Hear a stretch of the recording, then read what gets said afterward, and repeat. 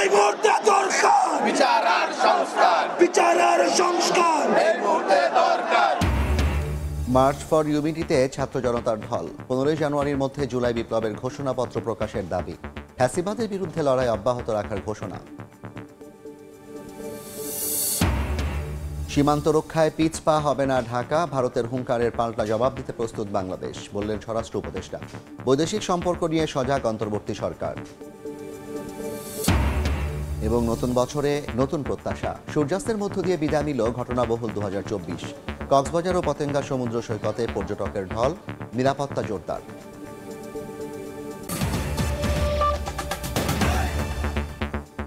বাংলা সময়ের সঙ্গে আছি আমি জাফর সাদিক।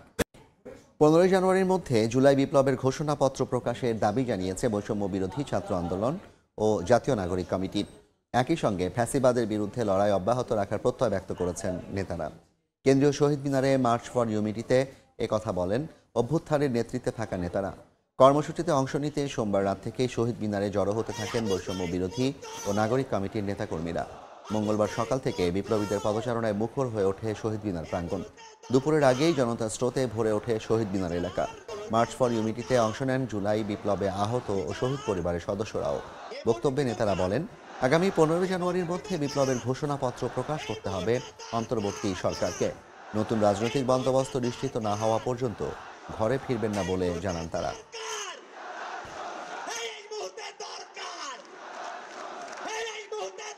এই অন্তর্বর্তীকালীন সরকারের কাছে আমরা এই গণহত্যার বিচার চাই। আমরা সিন্ডিকেট থেকে আমাদের মানুষের মুক্তি চাই। আমরা পাচারকৃত অর্থ ফেরত চাই। আমরা দ্রব্যমূল্য নিয়ন্ত্রণ করে মানুষের স্বস্তি চাই। বিচার প্রক্রিয়া সম্পন্ন করতে হবে বাংলার মাটিতে।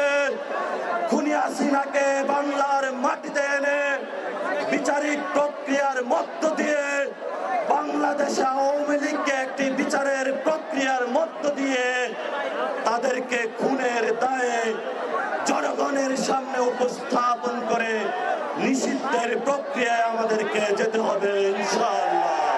গত 16 বছর ধরে আওয়ামী লীগ যে নির্যাতন, নিপীড়ন, অত্যাচার, গুম খুন করেছে সেগুলোর বিচার করতে হবে। আওয়ামী লীগের বিপক্ষে, মুজিববাদীদের বিপক্ষে যারা এই ফ্যাসিবাদী এবং সন্ত্রাসের রাষ্ট্র কায়েম করেছে তাদের বিপক্ষে আমাদের এই লড়াই, আমাদের এই সংগ্রাম আমাদের জারি থাকবে। সীমান্ত রক্ষায় পিছপা হবে না ঢাকা। ভারতের হুঙ্কারের পাল্টা জবাব দিতে বাংলাদেশ প্রস্তুত বলে জানালেন স্বরাষ্ট্র উপদেষ্টা। তিনি আরও বলেন, বিজিবির নিয়ন্ত্রণে আছে মিয়ানমার সীমান্ত। চট্টগ্রামের সাতকানিয়ায় বিজিবির 102তম ব্যাচ রিক্রুট মৌলিক প্রশিক্ষণ সমাপনী কুচকাওয়াজ অনুষ্ঠানে তিনি একথা বলেন।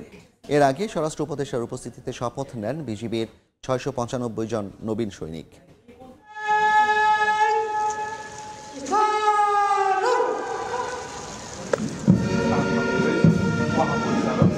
আওয়ামী সরকারের পতনের পর থেকে বাংলাদেশের সঙ্গে সম্পর্কে সুর পাল্টেছে ভারত। পণ্য আমদানি রফতানি, পর্যটন ও চিকিৎসা সেবা সহ নানা বিষয়ে আলোচনায় আসছে এই দুই প্রতিবেশী দেশের সম্পর্ক।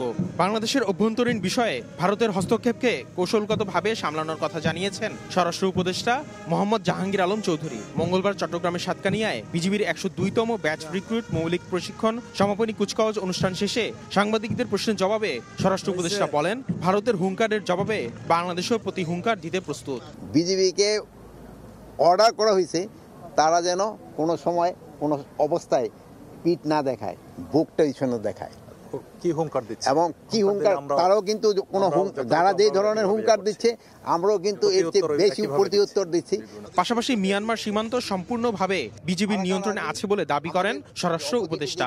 বলেন, সীমান্তে শান্তি রক্ষা ও সেন্ট মার্টিনের নিরাপদ যাতায়াতে মিয়ানমার সরকার ও আরাকান আর্মি উভয়ের সঙ্গে যোগাযোগ অব্যাহত রেখেছে বাংলাদেশ সরকার। আমাদের দোনো জনের সাথে কিন্তু যোগাযোগ রাখতে হচ্ছে, আরাকান আর্মির সাথে যোগাযোগ রাখতে হচ্ছে এবং মিয়ানমারের সরকারের সাথেও কিন্তু আমাদের যোগাযোগ রাখতে হচ্ছে। বর্ডার সম্পূর্ণ আমাদের নিয়ন্ত্রণে আছে, বাংলাদেশে কোনো শঙ্কার কোনো কারণ নেই। এর আগে কুচকাওয়াজ অনুষ্ঠান শেষে নবীন সৈনিকদের উপদেষ্টা আহ্বান জানান, কোনো অবস্থাতেই দেশের 1 ইঞ্চি মাটিও বিসর্জন দেওয়া যাবে না। পরে নবীন সৈনিকদের শপথবাক্য পাঠ শেষে সেরা 4 জন নবীন সৈনিককে পুরস্কার প্রদান করেন উপদেষ্টা জাহাঙ্গীর আলম চৌধুরী। কুচকাওয়াজের মাধ্যমে সীমান্ত রক্ষায় আত্মনিয়োগ করলেন এই নবীন সৈনিকেরা। বহির্বিশ্বের হাত থেকে আগলে রাখতে দেশ পেল একদল নির্ভীক যোদ্ধা, যারা শপথ নিলেন সততা, সাহস ও শৃঙ্খলার সাথে সীমান্তের অতন্ত্র প্রহরী হিসেবে দায়িত্ব পালনের। আসিফ মোহাম্মদ সিয়াম, সময় সংবাদ, চট্টগ্রাম। নির্বাচিত সরকারের হাতে ক্ষমতা দিয়েই বিদায় নেবে অন্তর্বর্তী সরকার। সকালে ঝালকাঠির নেসারাবাদে এক সভায় এমন মন্তব্য করেন ধর্ম উপদেষ্টা। তিনি আরও বলেন, আগামী নির্বাচনে কেউ অবৈধভাবে ভোট দেওয়ার চেষ্টা কিংবা ব্যালট বাক্স চুরির চেষ্টা করলে 1 মিনিটের মধ্যে সে কেন্দ্র বন্ধ করে দেওয়া হবে। একটা নির্বাচনের মাধ্যমে যারা নির্বাচিত হয়ে আসবেন, আমরা তাদের হাতে ক্ষমতা হস্তান্তর করে বিদায় নেব, এবং যারা আসবেন তাদের জন্য আমরা পথ সুগম করতে চাই। এবং ইনশাআল্লাহ আজিজ, আল্লাহ যদি তৌফিক দেন, আগামী দিনে ভোট হবে দিনের আলোতে, রাতে বরাবর হবে। ব্যালট পেপার সিল করতে চায়, বাক্স নিয়ে চুরি করে, আমরা 1 মিনিটের ভিতরে সে ভোট কেন্দ্র বন্ধ করে দেব। Election will be held fair, free and impartial হবে। নির্বাচন সংস্কার কমিশনের প্রতিবেদন হাতে পেলেই ধারণা করা যাবে নির্বাচন কবে হবে। সকালে কুমিল্লা আঞ্চলিক নির্বাচন কর্মকর্তার কার্যালয়ে মতবিনিময় সভায় একথা বলেন সিইসি এএমএম নাসির উদ্দিন। প্রধান উপদেষ্টার দেওয়ার রূপরেখা অনুযায়ী ভোটের প্রস্তুতি নেওয়া হচ্ছে বলেও জানান তিনি। আমাদের পক্ষ থেকে সুনির্দিষ্ট কোনো দিনক্ষণ আমরা এখনো নির্ধারণ করি নাই। আমরা মাননীয় প্রধান উপদেষ্টা যে ইঙ্গিত দিয়েছেন ওনার 16 তারিখের বক্তৃতায়, সেটার আলোকেই প্রস্তুতি নিচ্ছি। কারণ অনেকগুলো সংস্কার কমিশনের রিপোর্ট আসবে। সংস্কার কমিশনের রিপোর্টগুলো পেলে হয়তো একটা আন্দাজ করা যাবে যে কবে নাগাদ ইলেকশন হতে পারে। আমাদের কাজের মাধ্যমে আমরা প্রমাণ করব যে আমরা আগের 2-3টা নির্বাচন কমিশনের মতো নই। আমরা সত্যিকারের একটা ক্রেডিবল ইলেকশন জাতিকে উপহার দিতে চাই। প্রধান উপদেষ্টার বাসভবন যমুনার সামনে কথা বলছে সচিবালয়ে অগ্নিকাণ্ডের ঘটনায় গঠিত তদন্ত কমিটি। সরাসরি যাচ্ছে সেখানে। আমাদের শুটিং টিম যেটা ছিল তারাও সার্চ করেছে। আমরা আসলে এক্সপ্লোসিভ ব্যবহার করার মতো কোনো ধরনের এক্সপ্লোসিভ ব্যবহার করার মতো আসলে কোনো ধরনের কোনো আলামত বা কোনো কিছু আমরা পাইনি। তো এটা ছিল আমাদের পক্ষ থেকে আমি যেটা নিয়ে আমি কাজ করেছি। ধন্যবাদ।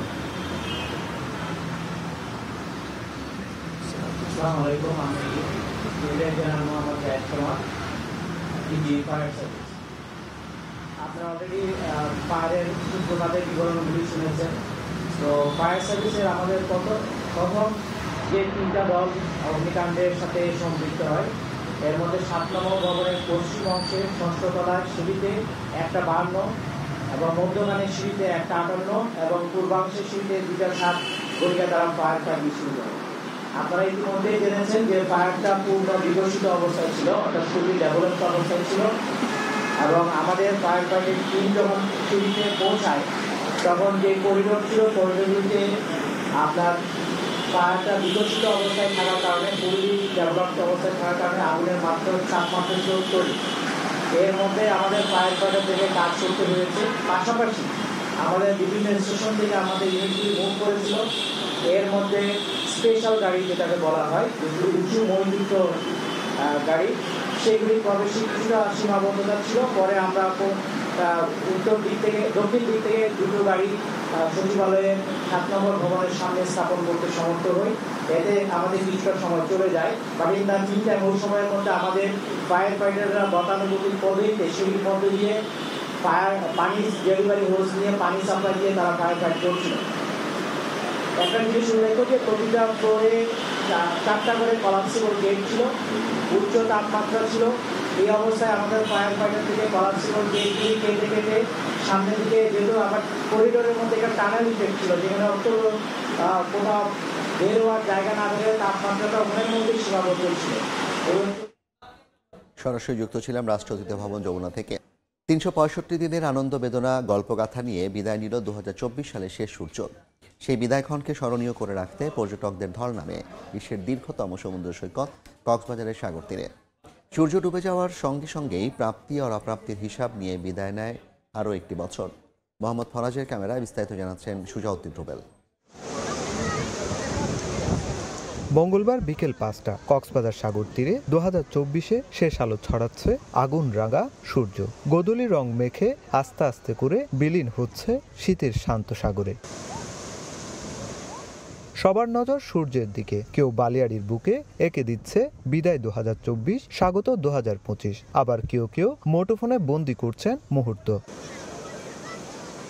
লাল সূর্য নিজেকে সঁপে দেয় সাগরে। বিশ্বের দীর্ঘতম সমুদ্র সৈকত কক্সবাজারে এমন মোহনীয় ক্ষণের সাক্ষী হয়েছেন হাজারো ভ্রমণ পিপাসু। পুরনো স্মৃতি, গ্লানি, দুঃখ কষ্ট সব সাগরে জলাঞ্জলি দিয়ে আমরা নতুন বছরকে বরণ করে নেওয়ার জন্য এখানে এসেছি। বছরের শেষ দিনটি প্রিয়জনকে সাথে নিয়ে বেড়াতে এসে অনেক আনন্দ লাগছে। বাচ্চাদেরকে সাথে এনেছি। আমাদের ফ্রেন্ড সার্কেল মোটামুটি যারা আছে সবাই সফল হোক, একদিন সবার সাথে আবার কোনো একদিন দেখা হবে ইনশাল্লাহ। 2024 সালের শেষ সূর্যাস্ত দেখতে সব বয়সী মানুষের পদচারণায় মুখর সাগর তীর। তবে সূর্য ডুবে যাওয়ার সঙ্গে সঙ্গে প্রাপ্তি আর অপ্রাপ্তির হিসেব করছেন অনেকেই। 2025 সালটা যাতে আমাদের সুন্দরভাবে কাটে, এজন্য আমরা আনন্দের সাথে এই সমুদ্র সৈকতের মাঝে আমরা উদযাপন করতে আসছি। 2024 সাল ভালোভাবে শেষ করতে আসছি, আর 2025 সাল ভালোভাবে শুরু করার জন্য এই সমুদ্র সৈকতে উপভোগ করতে আসছি। 2024 সাল আমাদের অনেক কিছু নিয়ে গেছে, আবার অনেক কিছু পেয়েছি। আমরা নতুন একটা বাংলাদেশ পেয়েছি, আর এই 24 সাল আমাদেরকে আসলে মুক্ত করছে। এদিকে পুরনো বছরকে বিদায় আর নতুন বছর বরণকে কেন্দ্র করে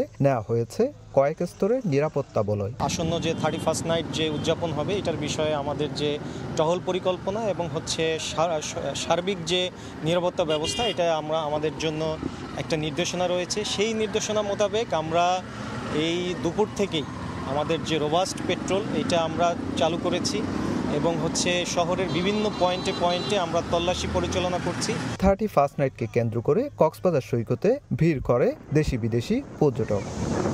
সুজাউদ্দিন রুবেল, সময় সংবাদ, কক্সবাজার। এই মুহূর্তে চট্টগ্রামের পতেঙ্গায় আছেন পার্থপ্রতিম বিশ্বাস। সরাসরি যাচ্ছি তার কাছে।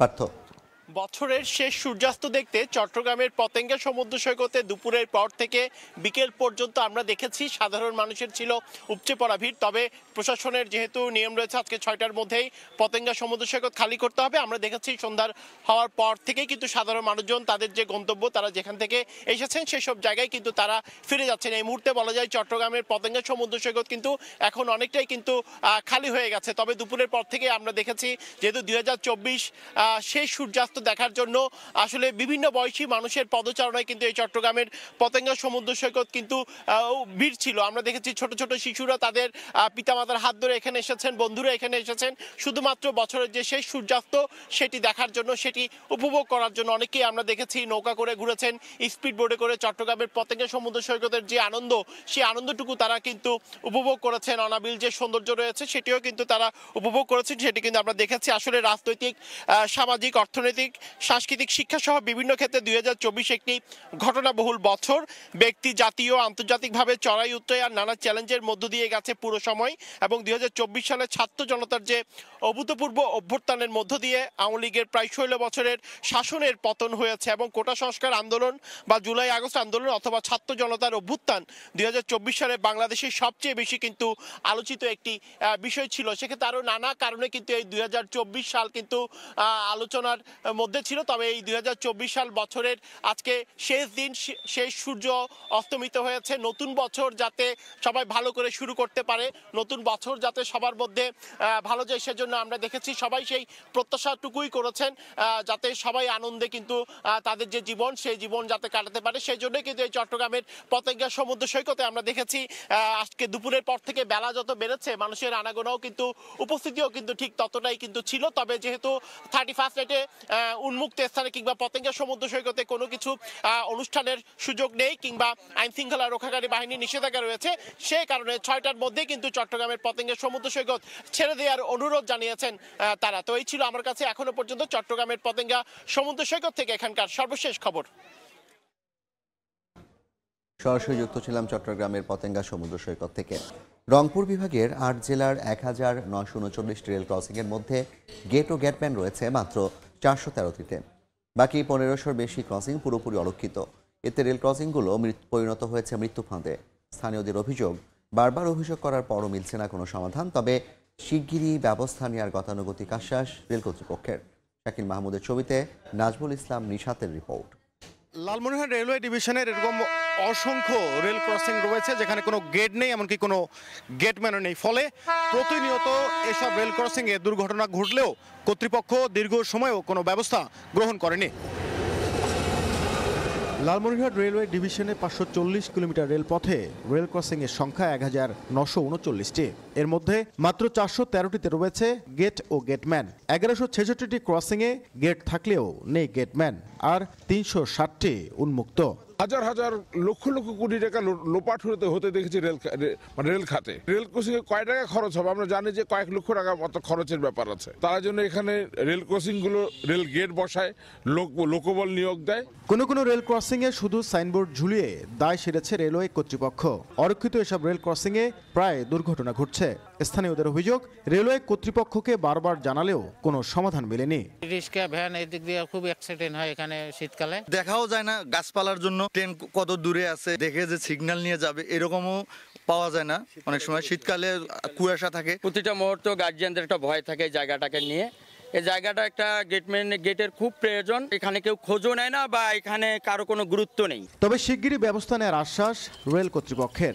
পর্যাপ্ত পরিমাণ গেটম্যান না থাকার কারণে প্রায় দেখা যায় অ্যাক্সিডেন্ট হচ্ছে। আপাতত নিয়োগ প্রক্রিয়া চলতেছে, কিছুদিনের মধ্যে একটা গেট পুরোপুরি সব গেটম্যান পাওয়া যাবে। রেলওয়ে সৈয়দপুর জেলায় গত ৩ বছরে ট্রেনে কাটা পড়ে প্রাণ গেছে ২৫১ জনের, যার মধ্যে বেশিরভাগ দুর্ঘটনা ঘটে অরক্ষিত ক্রসিংয়ে। নাজমুল ইসলাম নিশাত, সময় সংবাদ, রংপুর। কক্সবাজারের টেকনাফে এবার ২ সিএনজি অটোরিকশা চালক সহ ৮ জনকে অপহরণ করা হয়েছে। এদিকে মুক্তিপণ দিয়ে ছাড়া পেলেন আগের অপহৃত ১৮ শ্রমিক। সকালে জাহাজপুরা এলাকা থেকে তাদের অপহরণ করে দুর্বৃত্তরা। তাদের ফিরে পেতে দুশ্চিন্তায় পরিবারগুলো। উদ্ধারে প্রশাসনের সহায়তা চেয়েছেন তারা। রোহিঙ্গা কমিউনিটির নেতারা বলেন, অপহরণকারীদের মধ্যে স্থানীয় ও রোহিঙ্গারা জড়িত। এদিকে মুক্তিপণ পাওয়ায় একদিন পর আজ বিকেলে ছাড়া পেলেন সোমবার জাদিমুরা পাহাড় এলাকা থেকে অপহৃত ১৮ শ্রমিক। ফরিদপুর মেডিকেল কলেজ হাসপাতালের চিকিৎসক অধ্যাপক ডাক্তার শাহিন জোয়ারদারের ওপর হামলা ও জড়িতদের গ্রেপ্তারের দাবিতে মানববন্ধন হয়েছে। সকালে জেলার প্রেস ক্লাব চত্বরে কর্মসূচির পর প্রেস ক্লাবে সংবাদ সম্মেলন করেন হাসপাতালের চিকিৎসকরা। এ সময় তারা সব হামলাকারীকে দ্রুত গ্রেপ্তারের দাবি জানান। গত ২৪ ডিসেম্বর দুপুরে ফরিদপুর মেডিকেল কলেজের অর্থোপেডিক্স বিভাগের সহকারী অধ্যাপক ডাক্তার শাহিন জোয়ারদার সিঁড়ি দিয়ে নিচে নামার সময় মোত্তাকিন নামে এক ইন্টার্ন নার্স তাকে ধাক্কা দেয়। পরে বহিরাগতদের ডেকে এনে ওই চিকিৎসকের উপর হামলা করা হয়। এই ঘটনায় কলেজের অধ্যক্ষ বাদী হয়ে কোতোয়ালি থানায় মামলা করলে গ্রেফতার করা হয় তিন পলাতক মূল অভিযুক্ত মোত্তাকিন।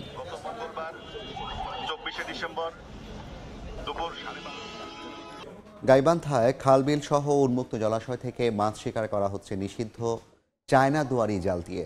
মাছের সঙ্গে ধরা পড়ছে বিভিন্ন পোনা, রেণু ও অন্যান্য জলজ প্রাণীও। এলাকাবাসী বলছেন, মা মাছ ও পোনা নিধন হওয়ায় শিগগিরই সব জলাশয়ে মাছের প্রজনন কমে যাওয়ার শঙ্কা দেখা দিয়েছেন। এমন জাল ব্যবহার বন্ধে অভিযান চালানোর কথা জানায় মৎস্য বিভাগ। বিপ্লব ইসলামের রিপোর্ট। খালবিলে পেতে রাখা হয়েছে চায়না দুয়ারি জাল। তাতে মাছের সঙ্গে ধরা পড়ছে বিভিন্ন পোনা, রেণু ও অন্যান্য জলজ প্রাণীও।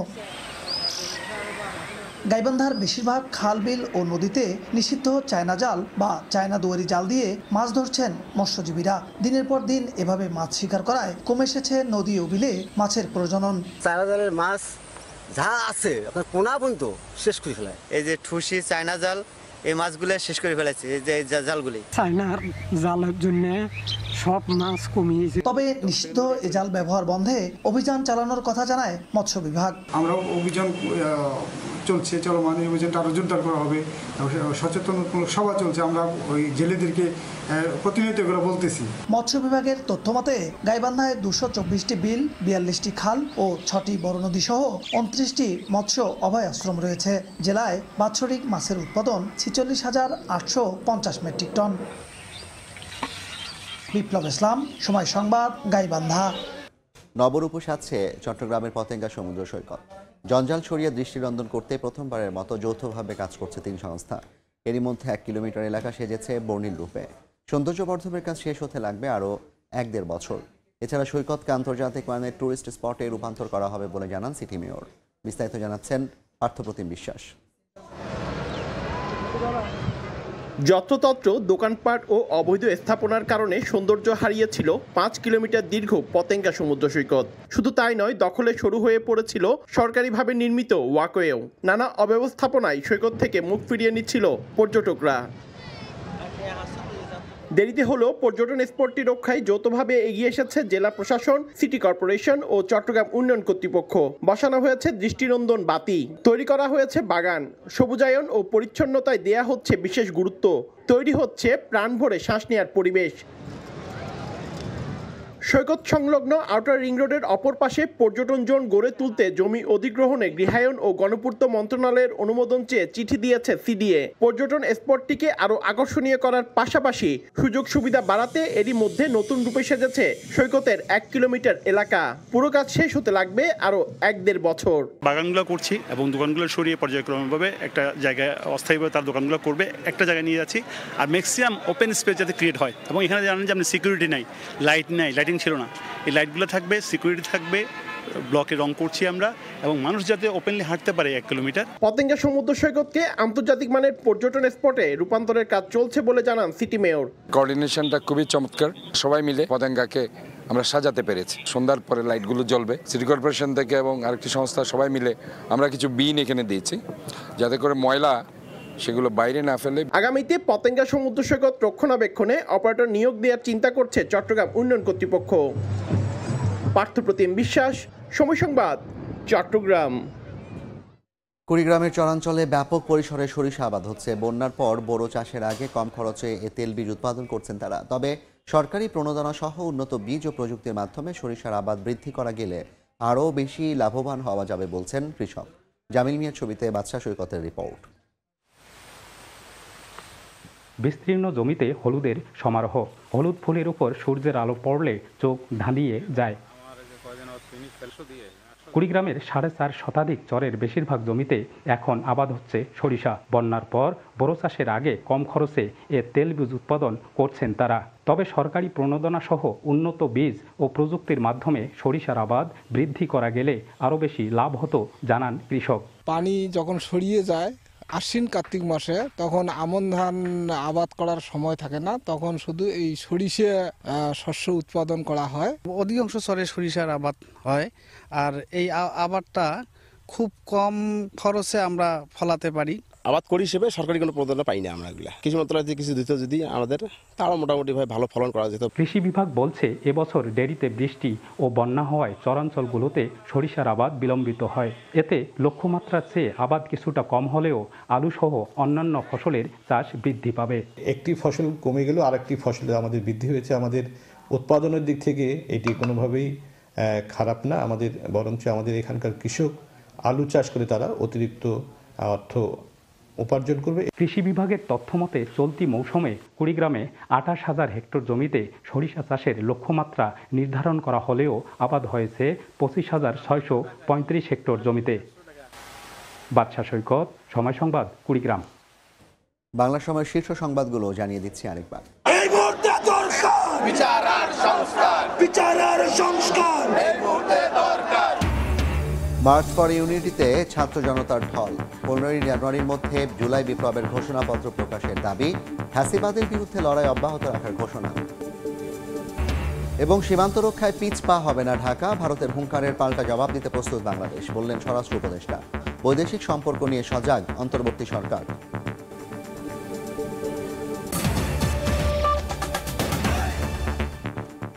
এই ছিল বাংলা সময়, সঙ্গে থাকুন সময়ের।